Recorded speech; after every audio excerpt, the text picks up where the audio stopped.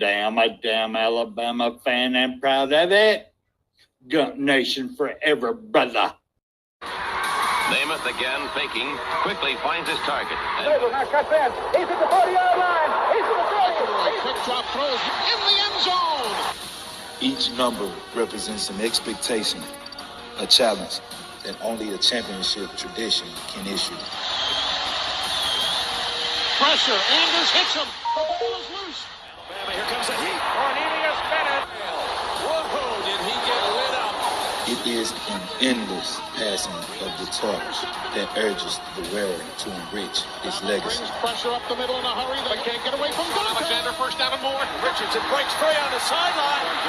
Turns the corner. Can you say goodbye? Because at Alabama, tradition is not retired. It is built. Does put a smile on my face.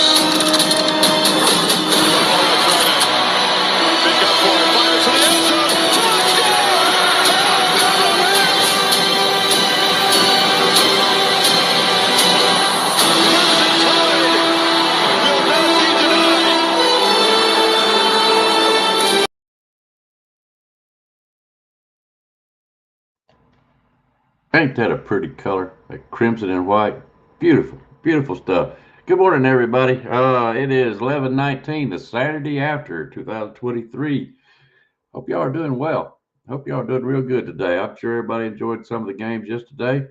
It was fun for me. I enjoyed them. So we ain't going to linger too long. You guys know me. I don't drag my feet too much. I'm going to get the man, Van, the Thor man on here. Guys, here he comes. Alabama is back as the champion. What a catch. Devontae Smith. Risky throw picked up by Patrick Surtain.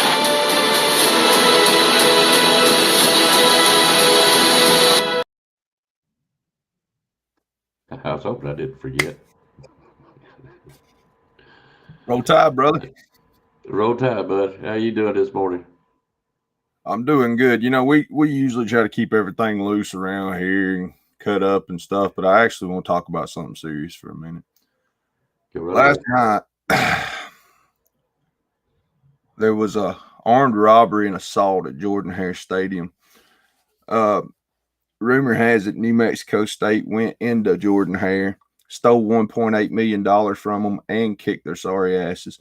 So I just wanted to talk about that. You know, we have a lot of fun on here, but, you know, some things are serious, and that was a serious ass whooping they got handed last night. So shout out to Auburn. Oh, I hate them. Auburn hate week, guys. I better throw this up there right now. Yes, sir. All right, guys, the link is in the chat room. You want to come on here and talk with Van and I, talk some football, whatever else you want to, man. This is Barbershop Talk. We don't care.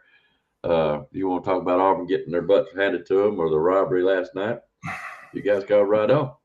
Can you imagine paying $1.8 million and then losing at home to that team? I think Michigan knows how that feels. Yeah, Appalachian State. I'll never forget that game. It wasn't as close as it was. A lot closer than this one was. Woo wee. Oh yeah. Jeez, what is going on with the Auburn guys? Man, I'm laughing about it. Every time I think about it, I get cracked up. Oh man, I hate Auburn. Yeah. Hey, roll tide, Spencer. Glad to see you. Jeff Roy, we ain't seen you in a while, man. I hope you're doing okay. Hadn't seen you in quite a while. Yeah, man. We got names and popping up in the chat that I ain't seen in a while. Some I've never seen, and some I'm always happy to see. So we're doing good already. Oh yeah, Mario Gordon, I think it is. He's been on a couple shows, but I don't know if he's been over here yet. So I'm glad to see him. Anyway, so what do you think's going on with Auburn? Well, I think they got a sorry ass coach. I've said it. I said it last week when we was talking about Hugh Freeze. Only guy I ever seen have that kind of talent besides the guy that just got fired at Texas A&M. To have consistent top 5, top 3 recruiting classes at Ole Miss, be as good as they were, and couldn't even win the West Division, much less the SEC. I just don't think he's it. I never have. I know people got hyped up when he was at Liberty or whatever, and he was coaching out of that little bed, and it was a success story. Who gives a shit? I don't think he's a good coach. I think him and Jimbo should get together, honestly, and write a book on what not to do for other coaches that are coming into the league. I think it'd be a good idea. But yeah, and I know everybody's gonna say, "Oh, you still got to take them serious." The voodoo, blah blah. Nah, I work off intangibles. Auburn's a bad team. Alabama's peaking at the right time. If we go out and do what we should do, we should beat them by 50. Do you think by 50 at their house? That's what I want to happen. I'm not going to be Yeah. I'm not going to be super happy if we don't. I expect us to beat the hell out of them. How bad was the New Mexico? What was the score? 21 points is what they lost by. Meanwhile, they were a 25.5 point favorite. Really? Yeah. Oh, Vegas is mad at them. You better believe it. You better be on the lookout. Well, the game before they played somebody, they Arkansas. on them. They tore Arkansas's butt up last week. Did so I wasn't even going to watch this game. There was no point in it. After they beat Arkansas like that, I figured they'd handle New Mexico State, and then they'd try to give us a fight for a half or something like that, and I'm sure they'll still try. And if we got our head on straight, it ain't really going to matter. And I think this team's a lot more disciplined than last year's team or the year before. That's just the feeling I got. I don't feel like anybody's better than the sum of the team, if you know what I mean. It's a collective effort. We don't have a field full of superstars. We've got good players that play to win, and you can feel that difference. We don't have just one guy to rely on, although Milroe has taken the reins and run wild with them, but still it's a collective effort. That's what I said. I've been saying it all along. It's a team. It's team. People are not listening. It's a team. Milroe's doing a great job. But I'm going to ask you another question. Braswell, targeting. Mm-hmm. He set out pretty much the rest of the game, which is a half at least. Mm-hmm. And do you think he'll come in the Auburn game at all? Or do you think he's got to set another half out the first half? I know it depends on where it falls, I think. To be honest, I think he might have to sit out a half, but I'd check with the chat and see. I'm not 100%. It's always been a little fuzzy for me. Well, I know used to. If you got ejected in the first half and you was out the second half, you only had to stay out the first half of the next game. Mm-hmm. You had to miss a whole game. And that's the way it used to work. I don't know about rule changes do every year. No, I don't know what it is now. But I know he's supposed to set out. Yeah, out the first I quarter. think Justin Summerlin may be right here. What's happening, Tom Reed? I think Justin Summerlin may be right because he went out in the first quarter, so he should be able to come in off the bat, I would think. That'd be nice. But, yeah, it would. And I hope he comes out and shows that same aggression. I ain't mad about it. What do you mean the same, Icebox? You think he's got to set up the first quarter, Spencer? But anyway, hey, Roll Tide Linda. Yes, shout out Linda P. In the house, baby. The real star of Bam Down, by the way. As we learned a couple of weeks ago on the Tuesday night show. Ain't that true?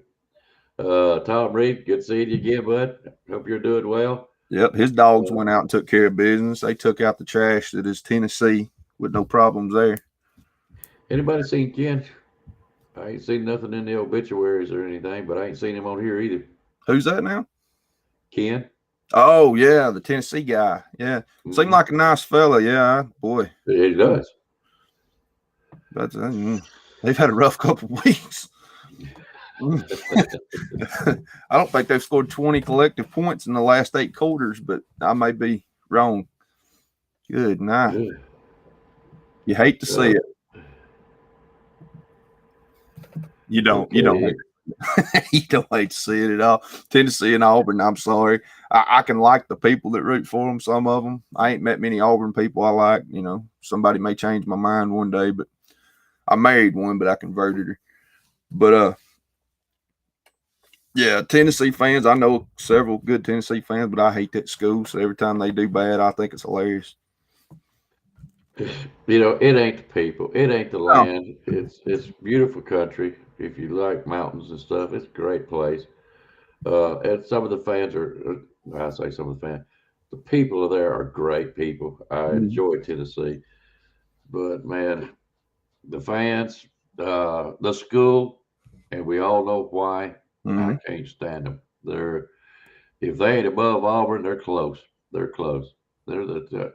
I'd rather see, and I ain't gonna say it before my tongue will fall out because we got a game coming up with them. No. I'm telling you, I would root for 1980s USSR against Auburn. Now that's one thing. You don't hear me trash a lot of fan bases or schools, but damn it, I hate Auburn. Oh yeah, It's the people I grew up with. I think I grew up around a lot of Auburn fans, and they were arrogant. And this is back when they were getting streaks on us, and one year they beat us like 9-0, and yeah, it was terrible for me going through middle school into high school. Good night. Between that and Tennessee, when they were beating us like 8 years in a row, and I always hear my dad talk about the Bear Bryant days and how great football was, and we was getting a new coach every 2 years. It felt like, and celebrating 2-star athletes. I mean, man, times have changed. Of course, I was as big a fan then as I am now. Ain't nothing changed but my limp, really. I've been the same Bama fan my whole life. Same. I've been through the dark ages and No, I could be 0-12 next year, and I'll still be on here on Sundays trying to hype us up. Or if we play bad, I'll be the first one to tell you we play bad. But I'll always be a fan. Oh yeah, always. Yeah. Let's see who else is coming here. Blake. Blake Miles. Yeah, Blake. Yeah. Speaking of the devil, I tell you what, I need to watch it. I do things, man. Voodoo kind of crap. By the way, I'm gonna use voodoo crap on Auburn.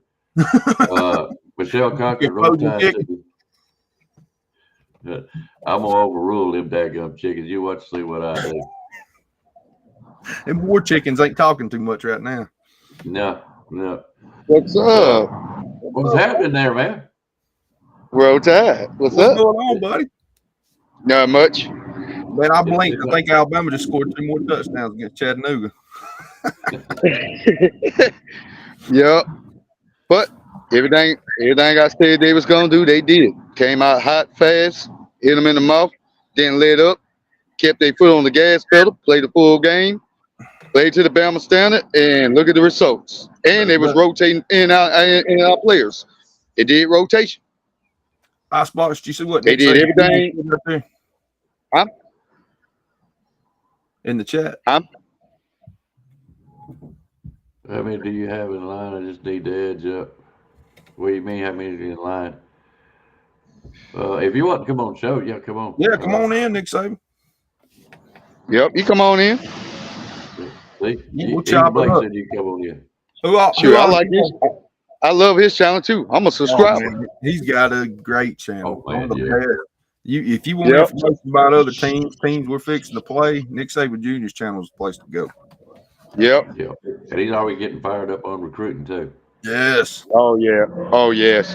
And I commend him for it, because it's hard for me to focus on it, because nowadays these kids are flip-flop 6 or 7 times, and I get frustrated and I don't even want to talk about it until signing day. But he's on top of it. He usually don't miss. Oh yes. Yeah, it takes work to stay on top of that stuff, and he's got a lot more time. I don't get to watch every recruit, but the ones I do, I enjoy. If I'm gonna listen to a recruiting show, it's Junior. Oh yeah, that's the only other place I get my Alabama or football information. Yeah, that's why we're so high on. Wait a minute, I got to scroll up here. So Blake Miles, what'd you watch last night? Who all did you watch yesterday? Man, I watched the Texas Iowa State game. I watched the Michigan game. That Washington game. Oh, I stayed locked on that one. Yeah. I was watching that one. I think Washington could have lost last night if it wasn't for the weather. I'm agreeing with you. We seen some chinks in there. It wasn't like it wasn't like Oregon State was playing bad. They just had trouble gripping the ball. Mm-hmm. It's a couple of them drives I seen they was having trouble with the ball and stuff like that. They came out, they played them hard. They just came up a little short at the end. But yeah, I agree with you. I think we seen some kinks in Washington's armor last night. And to be honest with you, same with Michigan. Michigan didn't look dominant. That defense didn't look dominant like it has been. That offense just looked. I know, but dang by Michigan, that defense, it ain't it. Nope. They got too many holes in the secondary where you can launch that thing from the pocket all game if you got the right quarterback with the right high caliber offense. Yep. Or it can just be a balanced offense. It ain't got to be a perfect offense. It just got to be just a good, decent offense. All they got to do is just execute. They remind me of what they looked like last year and the year before. They ain't got the speed to hang with us or Georgia. No, at all. That's why I already marking it down right now. Mark my words right now. Ohio State going to beat the piss off of Michigan. Do you know what time that game is? Is it the exact same time as the Iron Bowl, or they got that spaced out? I think it is. I think it is. I'm not quite sure. What do you think, Icebox? Who you got next week or this coming week? Michigan or Ohio State? What have you been seeing make you think what you're thinking? Ohio State. I got Ohio State. I got Ohio State too. They just don't have it. Michigan just don't have it. And then the quarterback, just another average quarterback. You put a little pressure on him, get him all jumpy or whatever, you got him. I'm gonna tell you another one I look for as far as Icebox. What makes you lean on Ohio State? Well, they play a little bit tougher teams. I think they're more of a team than Michigan. Michigan is Michigan. Can't stand Michigan, and I really don't see much out of them. All they've been playing is cupcakes all year long. This is probably one of their toughest games, and that's a shame just right here at the end of the year to decide where you go. That's just a joke to me. Look, Icebox, it is the only game they're going to play. Mm-hmm. It is the only toughest game they're going to play off that whole damn schedule. Yep, that's what I'm saying. And I'm going to tell you like this. Ohio State, I got them winning, but they're going to have to contain Blake Coleman. Mm-hmm. Contain him, keep him under 100 yards rushing at least, and the rest going to fall in place. Because Michigan right now don't have enough firepower on offense with the quarterback, wide receiver core, and the tight end core to keep up with Ohio State. They don't have it. I used to coach a basketball team, and the head coach told me, "Hey man, you give me a defense. That's what I need you to do." So I built him a defense. Yep. And we lost to the championship game, and I went to the winning head coach and shook his hand. He said, "I knew we'd beat y'all." And I said, "Why is that?" He said, "Y'all got a damn good team." He said, "But you've got 3 stars, people that I have to watch out for. I've got 5 or 6 that you have to watch out for. I had you outnumbered. That's how I knew I was going to beat you." So if you got Michigan with a guy that's just got 1 or 2 players that you got to watch out for, Ohio State is more of a team effort, much like Alabama. Yeah, they'll handle Michigan easy. If Ohio State had a better quarterback, they'd be a problem. We know what kind of they would worry us and Georgia. Yeah, we know what kind of athletes they got at receiver. They may have, top 3. A lot of people got them number 1 best receiving group in the country. I still think we got some boys that don't get talked about as much. They're as good athletes as anybody in the country. But that's just me. I'm biased. You know how we roll over here. But but still, that being said, I sort of agree with you. I agree with what you said, Blake. Michigan hadn't played a tough team all year till this coming Saturday. That's not where you want to be. And Ohio State, another thing about them, they can grind it out. We've seen them do it. Michigan hadn't really been in a slugfest. It was a close ball game this last weekend, but you kind of never really doubted they were going to win. But they haven't been challenged at all. It'll be interesting to see what they get what they look like if they get put under pressure or even get behind on the scoreboard. See how they respond. There's a lot of rumor mill still swirling around that school, and I will give them credit. They took care of business despite of a lot of distractions they got going on right now. Because now Jim Harbaugh is getting thrown out for possibility to have an interest in the Las Vegas Raiders job. So I don't know how true it is. But anyways, they've done a good job of taking care of the nonsense and focusing on the field. But yeah, we'll learn a lot more about them. Did y'all happen to watch Florida State? No, not after they went up 13-0. Then I seen them coming back. Joke's over. Turn the page. So I left it. I do. Florida State would come back and put a whooping on them. Come on, it's North Alabama. Yeah. I like the school and I like the grit, but they just don't have the talent. But now their quarterback got hurt. Florida State's quarterback went down. I don't know how severe his injury is. It's one of them. He out for the season. He tore his ACL. All the ligaments gone. The weight. Anytime you see a car come out and he leaving any player, they're leaving a boot. Yep. That's all weird. Yep. They had a boot wrapped around his whole leg. That ain't good, man. I hate to see that because he's played well this year. You don't like to see nobody go out like that. But boy, they got Florida coming up, and then they got Louisville in the ACC championship. And without Jordan Travis, they may have. It's gonna be different. It's gonna be different, unless this backup quarterback comes in and just ball out and just be outrageous, But right now, I hate to say it, and I hate Jordan Travis got hurt. No, but I hate to say it. I'm leaning towards Louisville winning. Jordan Travis, because see Jordan Travis, that's gonna be the key to the whole game. Without Jordan Travis, it's gonna be a different team. I'm gonna be honest. I've seen a lot of people was picking Louisville before that went down. I know. So you got to think that's sort of evening it up a little bit. Well, Louisville's been going up all season. I'm thinking Louisville was going to just stomp a mud hole in them. Hey, Junior, how you doing, bud? What's going on, Nick Saban Jr.? Well, he looks good. Can't hear you, brother. Okay. But yeah, I'm going to say it again. Louisville's on their way up. I'm liking Louisville. I don't know why. I just kind of got a little special place for Louisville. And it wasn't because of Bobby Petrino. I guess just because of the way they fight and they play football. But yeah, I figure they'll take them down. There's a chance that Florida may take Florida State down, especially now that the quarterback's out. I used to enjoy it. I used to watch Louisville a lot, especially when Braum was their quarterback back in the day. And then, of course, when what's his name was their quarterback, won the Heisman, plays for the Ravens now, Lamar Jackson. I mean, that was must watch. You just go out here and watch his athleticism just beat everything in front of him. It was incredible. Yeah. Well, let me ask you a question, guys.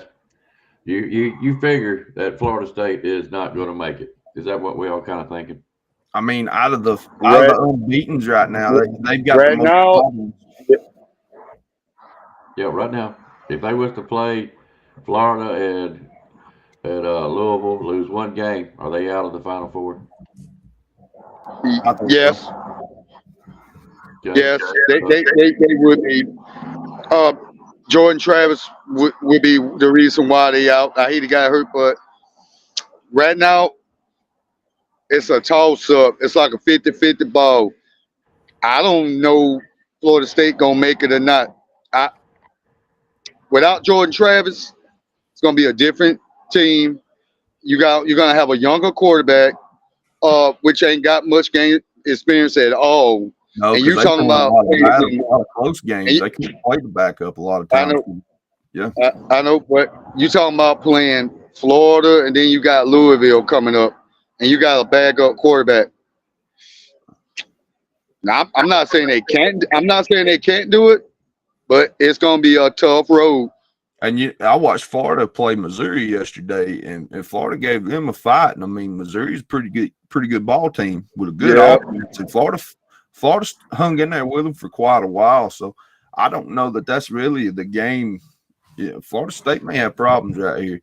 Nick Saban Jr., you on with us now? Yeah, Florida defense gave that game up. They couldn't hold it together. All they had to do was make one stop. I agree. No mic. Yeah, I think he's having some audio difficulties. I don't know why it seems like it resets. Well, I don't want him going nowhere. Somebody get him a whiteboard and a marker, and he can just write down. So, yeah, we can play it. Feel be good in Junior. If you ever watched Lightning Jack, you know what I mean. Yep. That was a good movie. Damn good movie. So what I'm taking by you two guys right now is that Florida State stands a chance to lose. I think we all know one of them, Michigan or Ohio State's going to lose in the Final Four. Out of the Final Four. Michigan gonna lose because lack of firepower on offense, and their defense don't look good at all. I agree. Right. So what are you thinking about? And this is where where I'm going, guys. Everybody knows where I'm going with this. Should Alabama beat Georgia? Are they going to be able to jump Texas? After seeing Iowa State and Texas play yesterday, and it's all I compared teams and all that. Alabama is a way better team than Texas is right now. If you was to line them up, let them play, Texas would get probably blown off the field right now. They didn't look hot. They didn't look good at all yesterday against Iowa State. Then the week before that, and then the week before that. For 3 weeks straight, they have not looked like the Texas team from week 3 and 4. Let's just put it like that. They have not looked explosive. They have not looked dominant on defense. And I was wondering why they hit the bits from the Iowa State offense.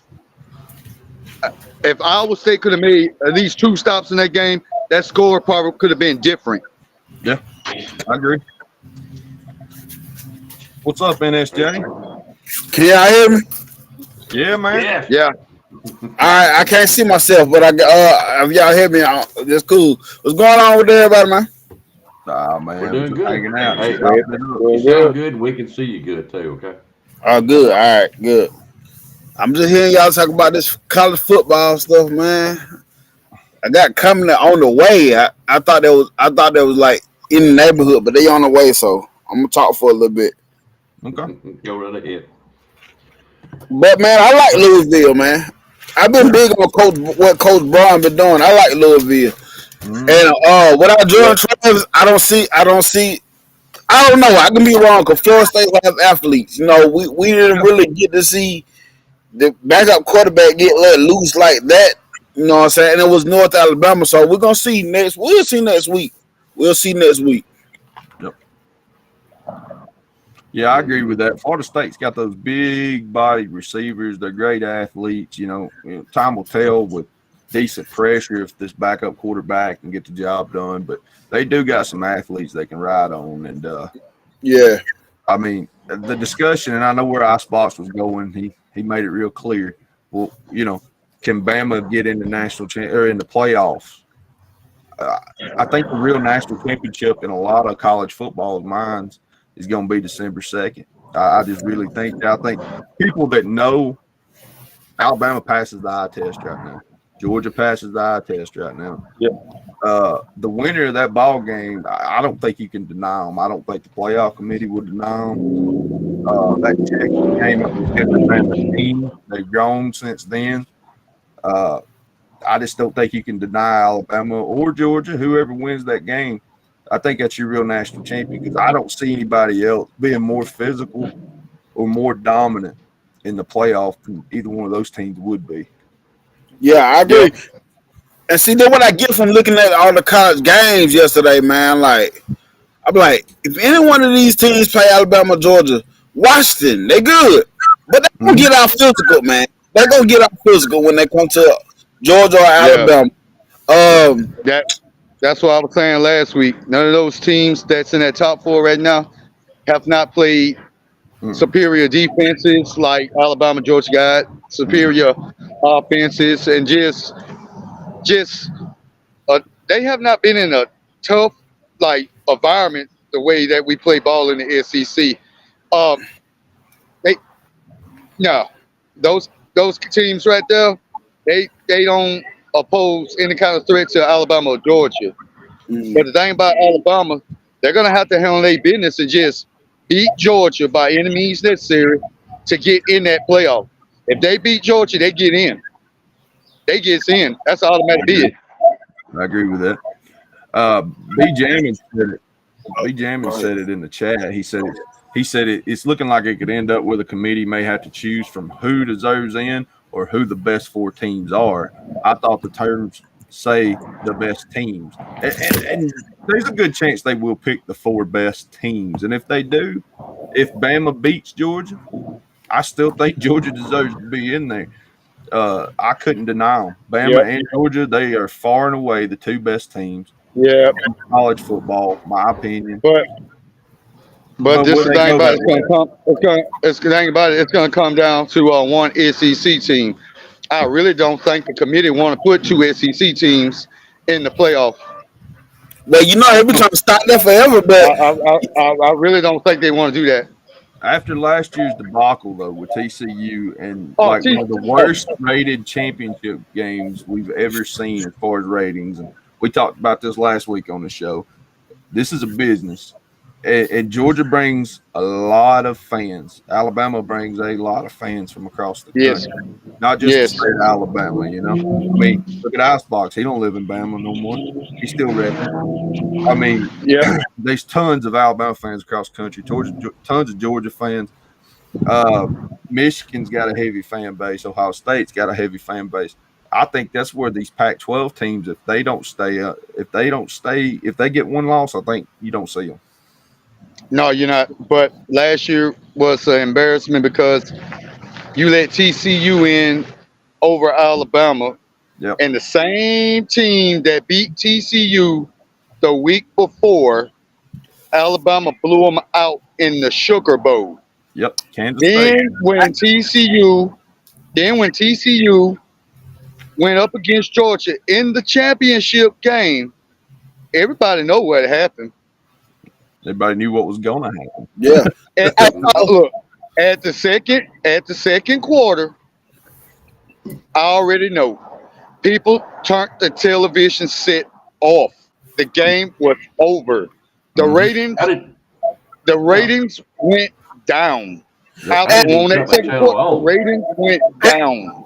And I tell you, from the first play that TCU ran on offense, I knew the game was over. Like I looked at when they ran on defense. When they ran on defense, I said, "Yeah, Georgia finna gas these boys all day." I said they is not gonna stand a chance. But go back to that conversation. I say the committee got it right and wrong at the same time. When I say I got it right, I wouldn't have denied TCU from being in there. What I got it wrong at is the matchup. The matchup should have been Ohio State and Michigan again before the championship game. Georgia should have played TCU the game prior to that. Yep. No, they try to fix it for Ohio State. That's true, Nick Saban Jr. But in reality, that year, Alabama was playing better ball towards the end than TCU. They probably would have beat Michigan. They would have whooped Ohio State. It would. I know they was some. I know, but what team you know from last season that was a threat to Georgia? It was Alabama. If Alabama would have got in that playoff, it would have been over. And now that's not to say that I necessarily know that we would have beat Georgia, because Georgia had ridiculous talent last year. Oh, that was a heck of a football team. I mean, I'm not going to sit here and lie about it. We were the best option to take them on. I agree with Blake on that. But them 2 losses killed us, man. Especially the way Tennessee went out. And see, it was like this. Yes, I agree. I think we were one of the best 4 teams. But in the same sense, we got to have a kind of record to show it to. Like, it's just one of those things. Playing baseball tournaments where I knew it was the best team, and we ended up with 2 losses, so we out of tournament. It's just one of those things that happen like that. I know. I know. At the season, we was one of the best 4 teams in the top. That should have been in. Well, that would have been. We should have been in. Even with the 2 losses, we were sitting at number 5. Even when the 2 losses, we should have been in after TCU took that downfall. And that year, TCU's schedule was not stronger than Alabama's schedule. No. At all. Hey, I'm coming to this show, man. I got to run, man. I'm sorry, man. Hey, man, it's all good. We're glad we got you for a little bit anyways, man. All right. Dang. But like I was saying, and at that point, Alabama was playing better ball. They had better strength of schedule. Even though they had the 2 losses, they was ranked number 5. And the rules have always been, if you win out, you in. It was a couple of teams that at 6 and 4 and 7 on down, they didn't win out, so they didn't get in.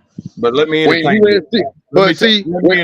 Do you think they possibly could have a different mindset this year based off of what happened last year? Yes. And that's where I'm coming from. I think they might have learned from their mistakes. Yes. We all know in hindsight's 2020, looking back, Alabama was the only other team. Now, Ohio State gave Georgia a ball game. They have. Yeah. But you know, it's been a while since a 2-loss SEC team got a chance to play for a championship. What? Yeah. LSU, what year was it? 03, 07, something like that. Yeah. So it's been a while. Yes. And what I was about to ready to say, remember when USC was like ranked number 2 or 3 or something like that? They was like, I think they was at 2. And they took that loss. Look how far they dropped USC after that 1 loss, and they barely lost. They dropped them to like number 9 or number 10 or something like that. Now TCU, they took almost the same kind of loss. It was late. I think they lost in overtime or something like that.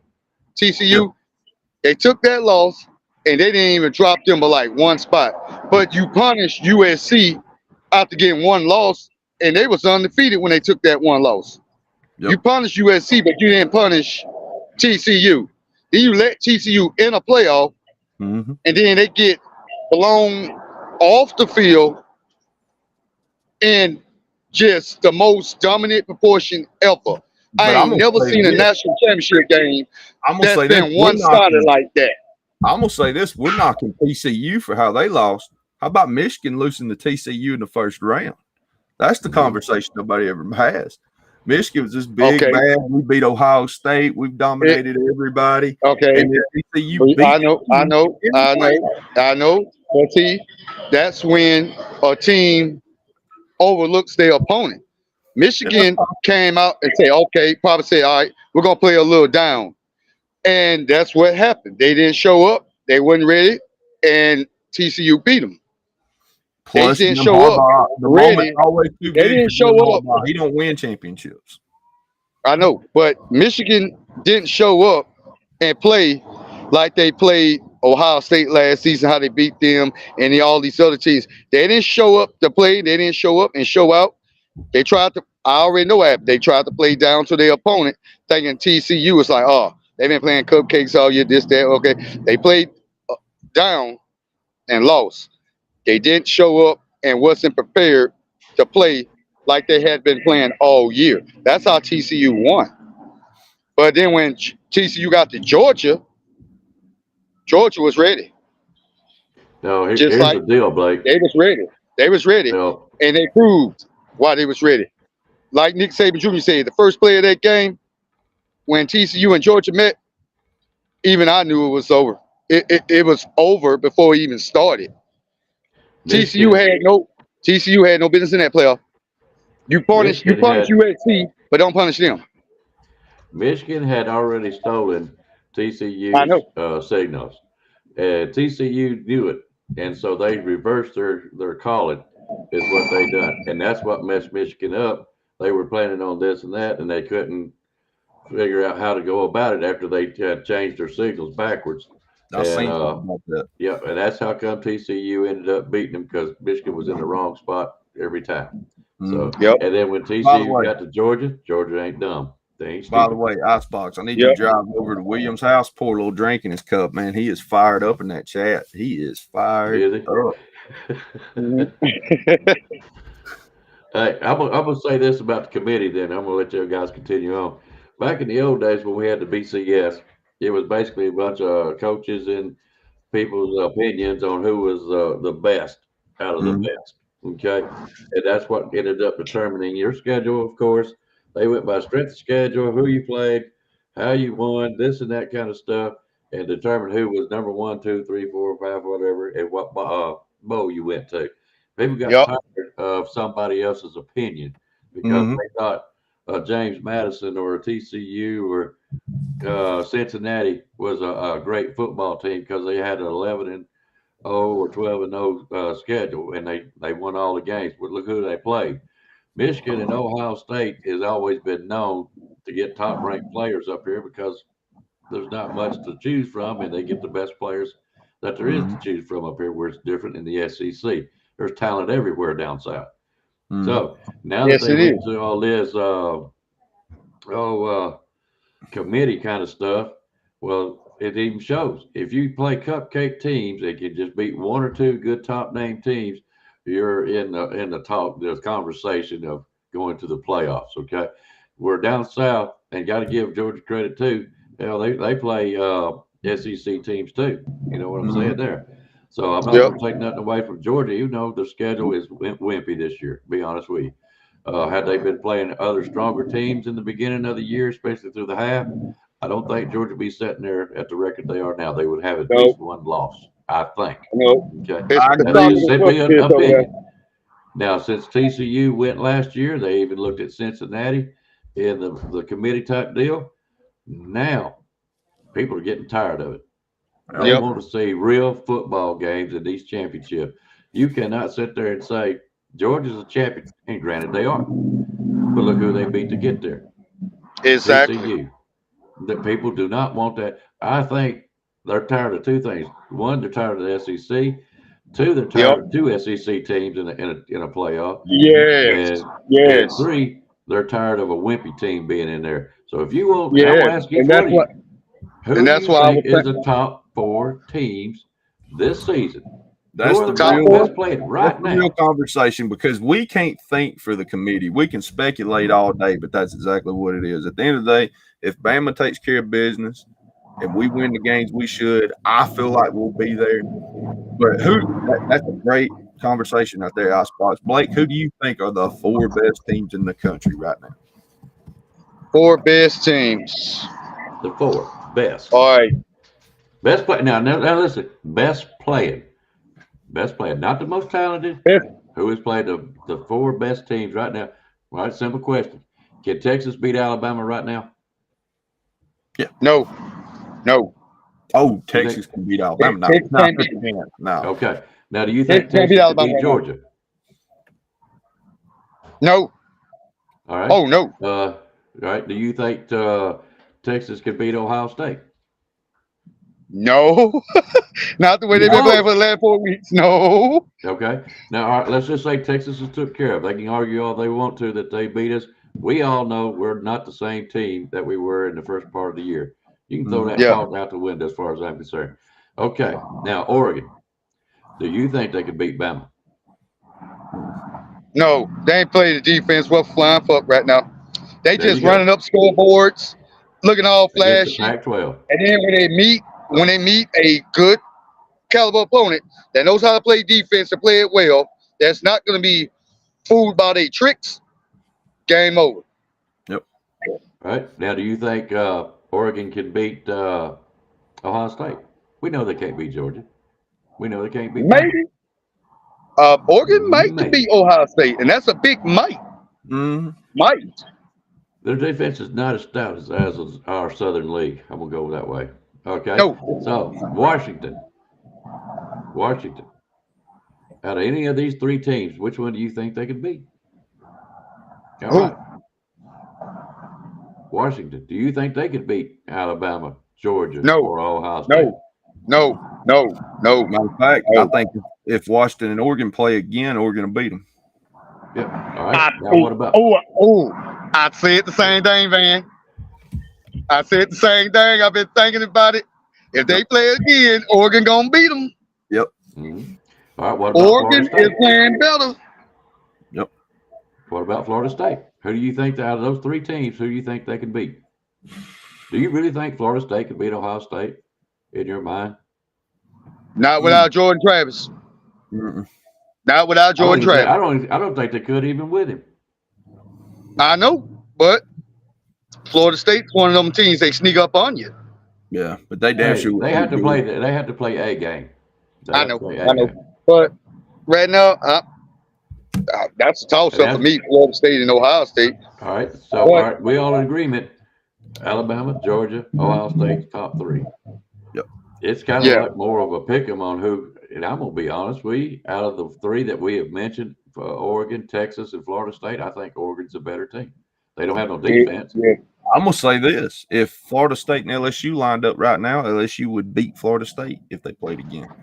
I really believe that. Yes. Hey, because Jaden Daniels is a bad man. He's good. Can we just get him Heisman? I know he's a rival and all that, but JD5 is lighting up college football like we ain't seen in a minute. But I think it's gonna go like this. I might be wrong, but I think it's gonna be Ohio State 1. All right. Second team on the board probably gonna be. I'm gonna go off the limb and say Alabama. All right. Oregon at 3. And then the last team that gets in, if they can win that conference, Texas. I disagree. And what I'm saying is disagree. If they can win that conference and win out, because you got to think, Ohio State, Michigan got to play each other. Then you got Oregon, Washington got to play each other. Somebody's losing out of those games. 2 of those teams are going to lose. Yeah, Georgia, if Georgia loses to Alabama with that schedule they got, Georgia just done. That's great schedule. They done. Yeah, I totally agree, but they're not going to look at it that way with Ohio State. Can we really say that about the strength schedule, though? Because the last 3 weeks, Georgia's beat a ranked opponent. I know. If Georgia loses, they are still a top 4 team. I still think they should go to the championship. Maybe ranked number 4, but I still think they should go and have another chance at it. Whether it's against us or Okay, you're right. I was about to say they should, but if Texas win out and with the strength of schedule that Georgia has, and Georgia gets dominated by Alabama, they out. They're gonna have to put up a dog fight. They're gonna have to put up a good fight in order to sneak in at 4. If they lose and they put up a good fight, they'll sneak in at 4 over Texas. But now if they get blown out by Alabama, they are not gonna go with the caliber, the strength of that schedule that they got. They're not gonna put them in now. They get the committee. The committee really is tired of the SEC. They really don't want 2 SEC teams in there already. So they don't. Georgia. I still contend. Georgia, if they were going to ever stay alive, if Alabama beats them, but let's just say Alabama beat them by a field goal, they get that number 4 spot. Georgia get the number 4 spot that way. But Georgia cannot lose to Alabama by 14 or either 21 points. They cannot lose by that many because the committee really, they tired of the SEC. But I see it right now. They really don't want Alabama in the playoff. They trying to keep us behind Texas. They really trying to keep us behind Texas. And I'm gonna Texas for the last 3 weeks has came to a stall. They're not dominating their opponents. They're not opposing their will like they was earlier in the year. They have came to a stall out point. Now, can they recover? Maybe. But if they don't play good next week, if Texas don't play good next week, and Alabama does, and they dominate Auburn, Bama's gonna jump Texas to 6, and Texas gonna go to probably 7. They're gonna jump them. They're gonna jump them. I hope so. But their Texas is throwing up. Well, we beat them at their house. That was a I different understand Alabama it. team. I understand it, I but don't know that they necessarily I don't understand it. want two SEC teams in there because they're expanding to what, a 12-team playoff next year. You gonna tell me there ain't gonna be two SEC teams or more in there?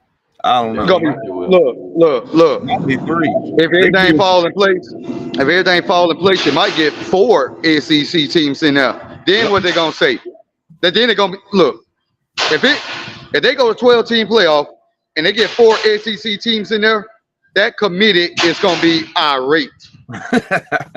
But they can't be mad. No. They can't be mad about nothing because guess what? You did it to yourself.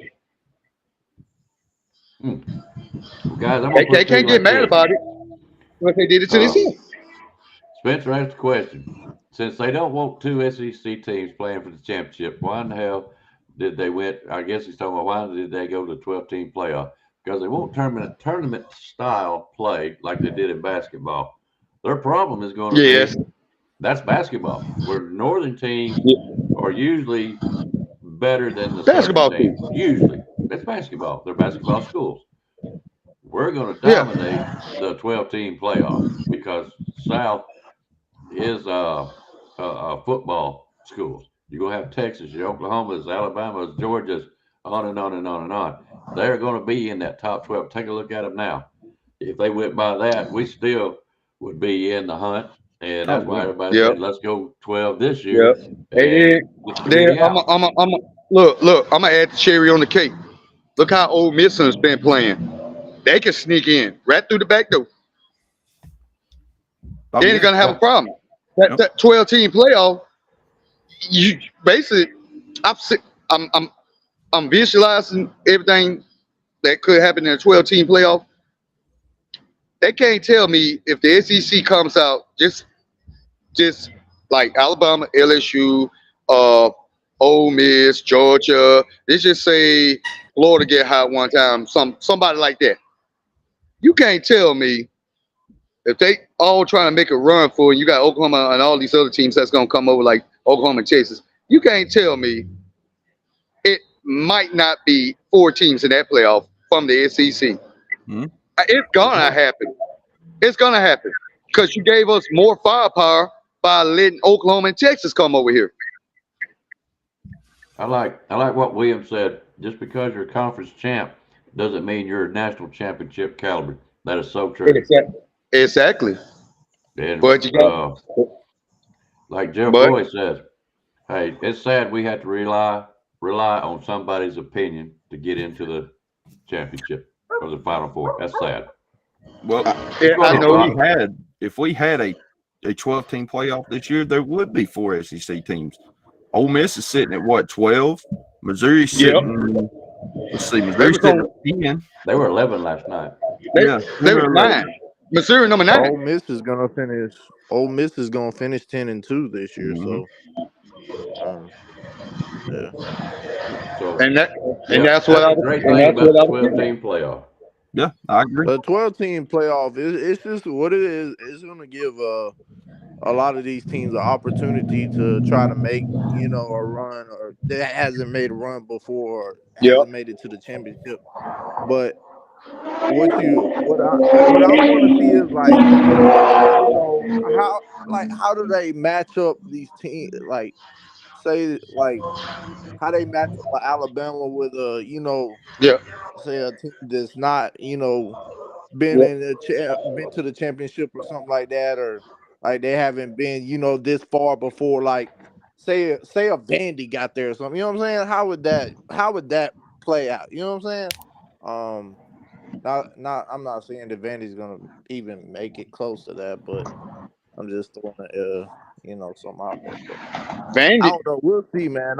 I'm Vandy, down with the 12 team, but I just want to see how it works. I mean, I don't really know like how it's gonna go or like. I don't know about how they gonna look at. I think you could have like 3 losses, 2 or 3 losses, and still get in. it's possible.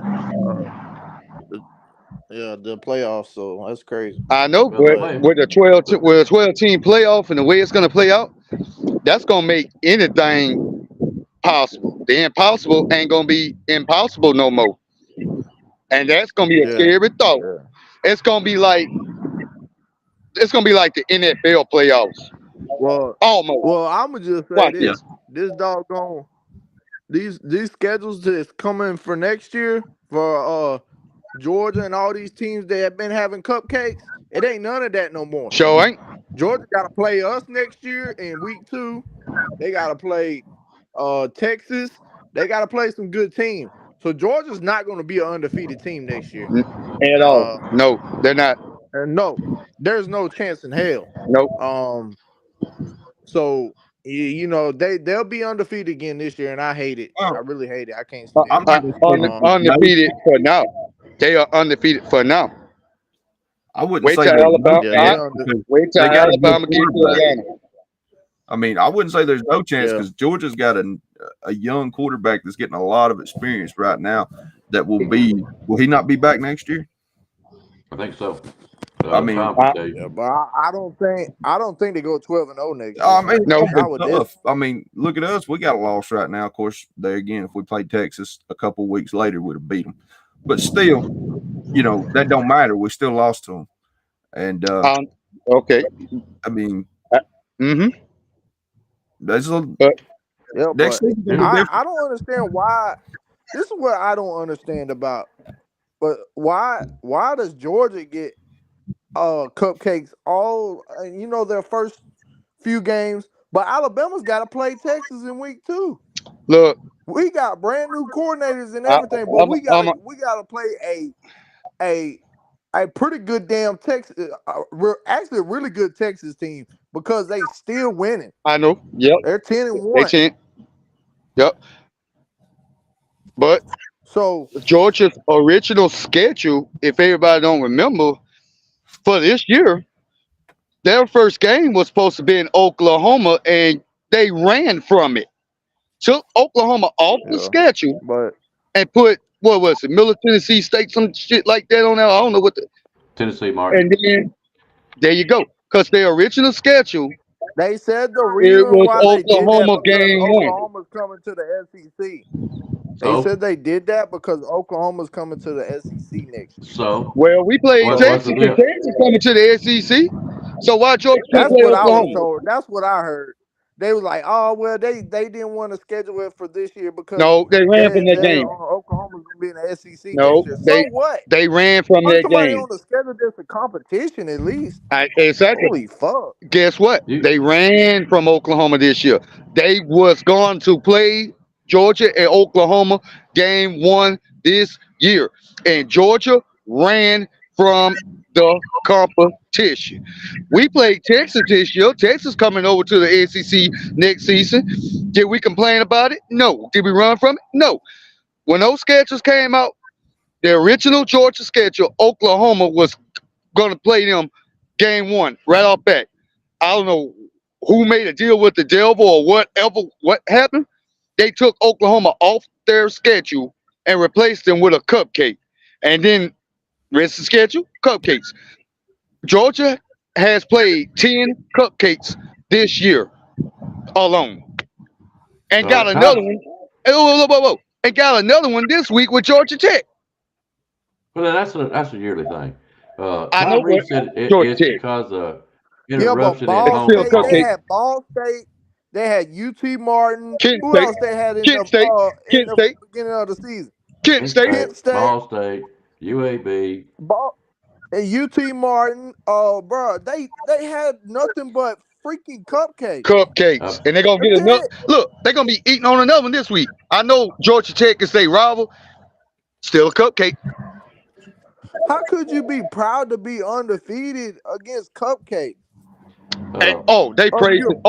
They praising that shit hard. But guess what? Wait till Alabama get to Atlanta after we beat the fuck out of Auburn. Wait till we get to Atlanta.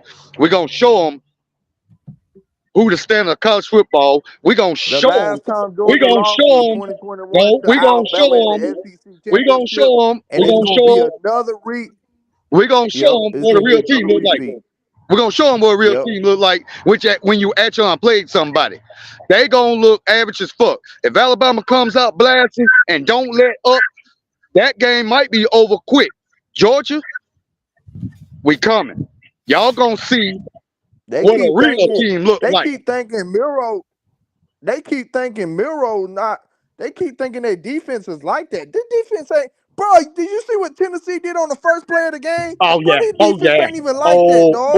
Like, bro, we gonna dash through them, bro. Like, I know. don't even want to hear that. I know. But I said, but bro, see, that joke is soft. I know, but I did say last week or whatever, Tennessee had to work with Joe Milton, and Joe Milton had to have a monster game. Joe Milton, he did it again. Tennessee had to have a monster game. They had to pull together as a team, rally around Joe Milton. Joe Milton, like I said, just average quarterback. Joe Milton, just Joe Milton. That's what Joe Milton does. I already knew Tennessee wasn't gonna win. Could you imagine? I had Tennessee fans saying before the season how Joe Milton was gonna win the Heisman this year. I said, what? Could you I imagine? said, this man, he came from Michigan, bro. He couldn't even see the field in Michigan. Could you He couldn't imagine even play in being a Michigan. Tennessee And you fan really right think now? he's gonna play in the SEC like he balling out like that? Come on, Could man. you imagine being a Tennessee fan right now and knowing you got a better quarterback that's not playing than Nico? That's got to suck, man. Man, they should have started I him. think they would have keep that red shirt on. Joe Milton's a disaster, bro. He is absolutely garbage. I don't even think he gets drafted. How bad is it? We're sitting here talking about these teams, and we're not even concerned about Auburn. How bad is that? Look. I ain't done. Whoever said Joe Milton. Auburn just got destroyed. Destroyed by a New Mexico State FCS team. I've been told y'all they ain't worth a flying fuck. But I told y'all this. They ain't worth. I told you Auburn ain't worth a flying we ain't gonna play like that next week against Alabama. Alabama got to come down here. I said, man, let me tell you something. Let me tell you something right now. They come down here too. That is who y'all are. Auburn fans, that is who y'all are this year, bro. Y'all are not a good team. Your defense was not good. Your defense was on the field most of the game. But, like I said, you got an FCS quarterback. I don't even think that dude's a ranked quarterback. He's not. He went crazy on them boys, man. Sure did. And I've been said it. Auburn this year, not a threat to Alabama, not worth a flying fuck. They ain't got an offense, a defense, or a quarterback. Them motherfuckers right there, bottom of the damn barrel as we speak. And if Hugh Freeze next season comes out and do the same thing he did this season, he's gonna get ran out of Auburn quick, fast, in a hurry. Yep, they're giving the old yellow wood. I mean, really, what trick is he about to do with Alabama? He about to do some magic, some voodoo shit. He's gonna call a spell on us. What's gonna happen? Alabama's defense more disciplined than that. We ain't falling for all that candy and bullshit. No. Look, you need to take it one game at a time. I'm not looking at Georgia right now. I'm still looking at Auburn, even though I think we should put 50 on them. You still got to play week to week, just like we come out and took care of Chattanooga the way we should. You still got to focus 1 week at a time. I mean, I think that's what makes Saban's team so great when they're fired. The only thing I didn't like about yesterday is we didn't get a sack in that game. I don't understand that, but I don't think we needed it. No, we ain't need it. But Dude, that was a I, freshman I, quarterback. I know. We really didn't need it, but guess what?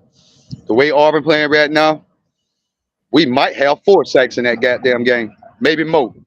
Auburn ain't playing with a Bro, flying fuck. why did Ty Simpson drop the ball, man?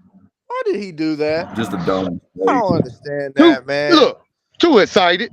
Too excited. He got too excited Bro, and dropped that motherfucker. people do I was these like, players doing that to be celebrating. That's their celebration thing now. I know. I've noticed that about some. I He was know. excited. He Yeah. made a I dumb know. mistake. I'm not throwing away because of it, but you know, We still scored on the drive. Hey, Ty looked good, man. Ty looking good. I know. Ty looking good. I know. He just had a moment, got overexcited. That was all that is. I bet he don't do that no more. I really think Ty is the real deal, though. I think he is a true 5-star. I really do. I think he is. Jeff Roy said something in the chat. He said this is Auburn's Super Bowl, and I think what he's saying by that is the fact that they're going to try to play above what they are, and we've seen them do it in the past. They're going to try. They'll try. But I think the difference between Alabama this year and maybe the last 2 years, this is a when team. they try to run. This is a team right here. They play as a team. Nobody is above the team. I think they bought into what Saban says. They bought into what needs to be done, and they'll go out and take care of business. And that's just how I feel about it. I think this is a disciplined Alabama team. And that's a dangerous Alabama team. Let me just say this. Miro's going to have about 4 or 5 touchdown passes, and he's going to have at least 2 rushing in this game. And I'm telling you, when he gets done throttling these boys, they're going to know he means business. I'm telling you, Miro is on one. You ain't – listen, he already said, if you listen to his press conferences like I do, y'all, I'm telling you, he's already said he hasn't even put his full speed out yet. Nope. With his legs. No. And I'm telling you, this man dangerous, bro. People keep saying this man, they keep doubting him. They still doubting him. Y'all know that, right? There's still doubters out there that don't believe in Miro. Oh, yeah. When we play Georgia, he's going to get folded. He's going to fold. Nope. Okay. No. We'll see about that. No. We'll see about that. Yeah, I'm predicting this. I'm predicting this. Our running backs might have 2 touchdowns apiece. Oh, yeah. Because hey, I'm gonna tell we can run the ball. I'm gonna tell you with Auburn right now. We can run the ball. I'm gonna tell you a dude that's gonna be a star for Alabama. You seen Justice Haynes hit that sideline? Yep. Hey, watch out next year, dog. Watch out next year. That's why I'm biting the bit. I'm biting the bit to see that dude. That's why I'm biting the bit to see that dude. I'm sorry, but our 2 running backs that are seniors this year, they ain't got none on Justice Haynes. Well, I know. I'll say this though: those 2 guys are better at pass protection than Hayes is. That's something he does have to work on. But he's gonna learn that though, right? Well, yeah. I mean, that's why he's there. He's there to learn from the best. Yeah. But I mean, in time. But man, when he got an open lane, he's gone. Oh yeah, he's an athlete. He's gone. If he gets an opening, he's gone. He's going to the house. All right, let me ask you a question and see how y'all saying that. Who do you think our best running back is right now? The best. Who do you think? You got running back. I think Jace McClellan. You got Rodell Williams. Jace. You got Jace McClellan. Yep. It's still Jace. Jace McClellan. Nope. Jace, no doubt. Give me Jam Miller. Jam Miller, he'll be behind Rodell, but Jam Miller, I think Jam Miller and Rodell will be tied for 2. Nope. I got Jam Miller over Rodell. I like Jam. I like Jam a lot. I like Jam because he can run. I know. And also I like Jam because he can block. Hey, I know. I like Jam Miller too, but when you need that power with a little speed, you got to bump and grind, get down in there and get that hard touchdown. Rodell Williams is that guy. Rodell good between them tackles. You seen how he bounced outside? Yeah, but we sleep on McClellan, man. McClellan when you try to run up the middle, you got Rodell. He on that goal line. He about to steamroll some damn body. Yeah, let him get a head full. Let him get a head full of steam. Lord, that guy. But let me tell you what, when Jace hit that hole, when Jace bounced outside, it's hard to bring him down. You ain't arm tackling that dude. Hey, you better grab his leg. Hold up. You can't. Coach, dude, what's happening, man? Hey, salute, gentlemen, man. Hope everybody's day great. Roll damn tide, man. This is a great day, great day, great day, Roll great day. Tide. This is the Roll Auburn down week. time, man. This is the This Auburn the week, best so week this is of the Auburn season hate week. right here, baby. I understand we talking about Georgia, but I'm off Georgia to Sunday. Right now, all my energy and my focus is on beating the dog breaks off of dang on them pigeons in East Alabama. That's all my focus on for the whole week right here. Oh yeah. Yep. Yeah. Well, what's it going to take for us to I beat Auburn? Just show up. wanted to give a shout out to Gino Appleberry though for the Chattanooga football team. Man, that young man played a great game, man. Running back, that young man toted that tater for them. Oh yeah. I got to give him all credit. Hey, he had 100 and some. He had 105 yards on us. That's crazy. But hey, What do you think about Cam? What's his name? Cam Brown, I think his name was, for the defense. Talking about from my city, Cam. Number 15, yeah, Cam played a great game, man. Salute to Cam too, man. He did. Man, that young man. And he kind of, he was a little overmatched. You know what I'm saying? He should have had some help behind him, but salute to him. But I think that I don't know what classification the Gino Appleberry kid was. I don't know if he was a senior. Hopefully he might be a junior. This kid that made him some money Saturday. He needs to hit the transfer portal, and somebody Power 5 should be looking at him like that kid from Missouri. The kid from Missouri came from the lower division. I got an idea. Maybe he can transfer to Colorado and they learn how to run the ball. Ain't that right, Coach? Hey, no, don't do him like that. No, because we saw what happened to Cavassier Smoke when he transferred out there to Colorado, and he only got the ball 3 times his whole damn year. No, don't do that. No. By the way, you talking about the dude that said Colorado could be undefeated. Everybody in the chat. Colorado needs a defensive coordinator. Next time y'all ain't busy, when Coach Dude's live doing a game, if he's doing a game review or he's talking about a game live, y'all gotta jump over there in his channel and watch it. I was laughing so hard during the Colorado game, man. I thought I was gonna pull a rib or something, dude. I'm telling you, he had me crying. Bro, let me just say this. I think Colorado. I think Dion. There's no doubt he's gonna bring in better guys for next year. Oh yeah, but can he use I them? think Colorado. I think they'll have a better season next year, though. Yeah, in order. Look, Colorado. Main thing right now, they need a defensive coordinator. They really need a defense coordinator. I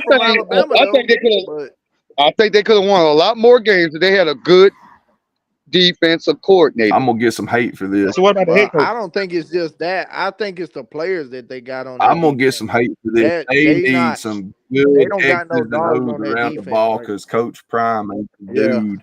They don't got the trench monsters, man. They gotta have them trenches. Yep. Boys, but I think they need a coordinator. They need a trenches, defense man. coordinator. Hold up. What you got to say, Coach Dude? I can't wait for this. See. This is the typical. They need this and they need that. The shit falls on the coach, the head coach. And I'm sorry, the man don't know how to do no adjustments. The man, if y'all would have watched the game Friday, no, watch the last 7 weeks of the season. You see his face. His face is like this. Because he don't know how to freaking coach. When you have great talent, it makes all coaches look good. See what I'm saying? Mm-hmm. And when you don't have the talent, you have to coach the kids up and you have to scheme. Mm-hmm. And this man, like Friday, and I made an example. When his son got hurt, it was no focus on the rest of the team. That man went over there and stood with his son when his other son, because he had people had to understand. When he's the head coach, he's not just the son of 21, 2, and 12. He's also the son of 36. He's also the son of 7, 23, 49, etc.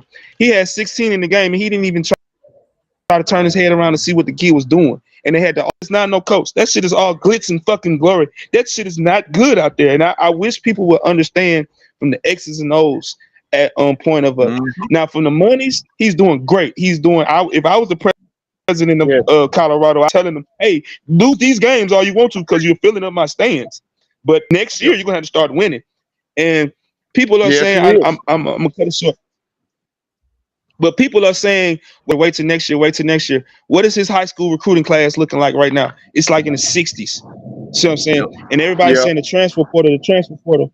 But if you look at the transfer portal, you're not going to get no starting left tackle, no starting right tackle, no starting center from no power 5 conference to go to Colorado and deal with that bitch ass going on. I'm sorry. And if I was a damn dad, I'd tell my son, you are not going out there to get benched and put off the team Damn. because his son gets sacked one time. Nope.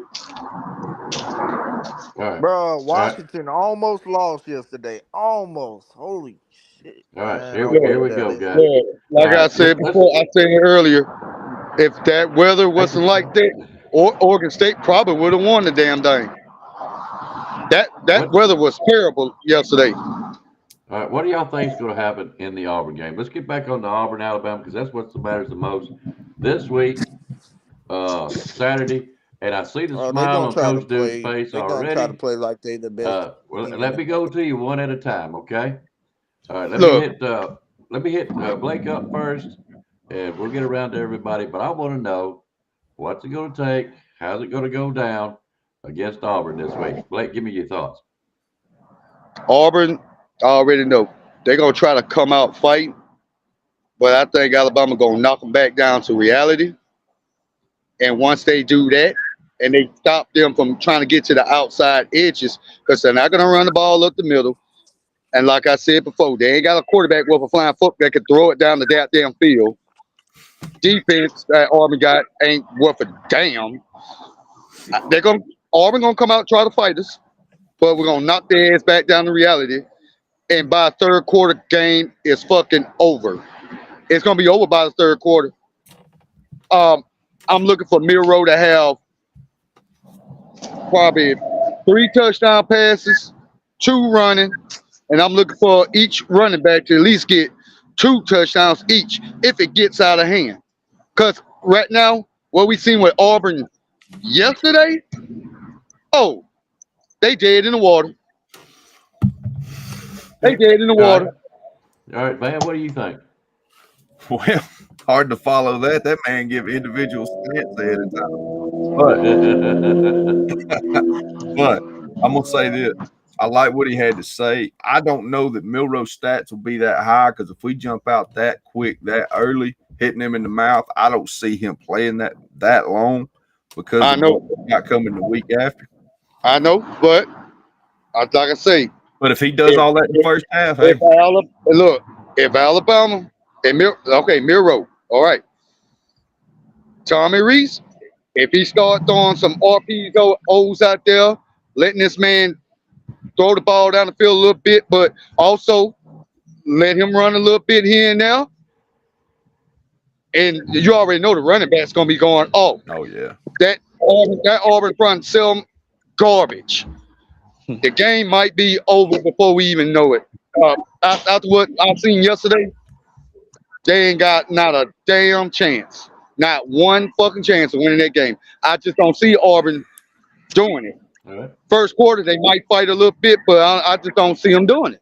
What do you think, Duke? Well, first of all, let me shout out to DJ James for Auburn, play cornerback.